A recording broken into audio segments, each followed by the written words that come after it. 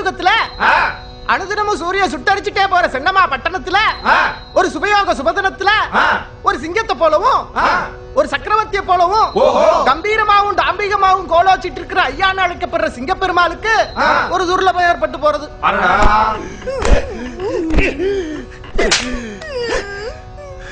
அது தினமே அசகாய சூரத்தனமும் நிரம்ப வீரமும் பேருக்கொத்த சாத்வீகமும் சமயோஜிதமும் ஒருங்கே கொண்ட பசுபதிங்கிற நரனோட நாவல காக்கைய வாகனமா கொண்ட சனி பகவான் அன்னைக்கு கால வேளையில வந்து அமருகின்ற காரணத்தினால அவன் சொல்லுவான்,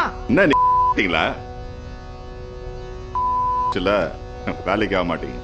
அவ்விடத்திலேயே அசுரகுலத்துல ஒரு விபீஷணனை போலவும் இரண்யன் வயித்துல வந்து ஒரு பிரகலாதனை போலவும் பாம்புன்னும் பழுதுன்னும் பேதம் புரியாதனாவும் பாலுன்னும் கல்லுன்னும் பகுத்தறியாதனாவும் ஒருத்தன் சப்ப.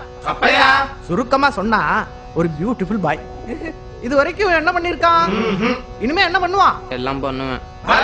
காத்துல அடிச்சிட்டு வந்த சருகாக, ஆத்தோட அடிச்சிட்டு வந்த பூவாக, தலைக்கு மேல கத்தியோட காலி பெருங்காய டப்பாவா பட்டணத்துக்கு வந்து சேர்ற 2 ஜமீன் ரத்தம் பஞ்சு மாதிரி மனசு கொண்ட காளைய ஏமாந்துட்டேன்டா. அம்புட்டு வயலும் அப்பனை ஏச்சுட்டானோயா. பட்டாசு நாக்கு கொண்ட கொடுக்காப்புளி.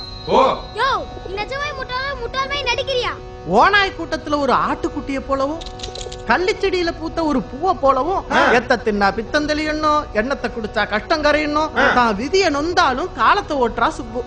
சொல்றியா நீ?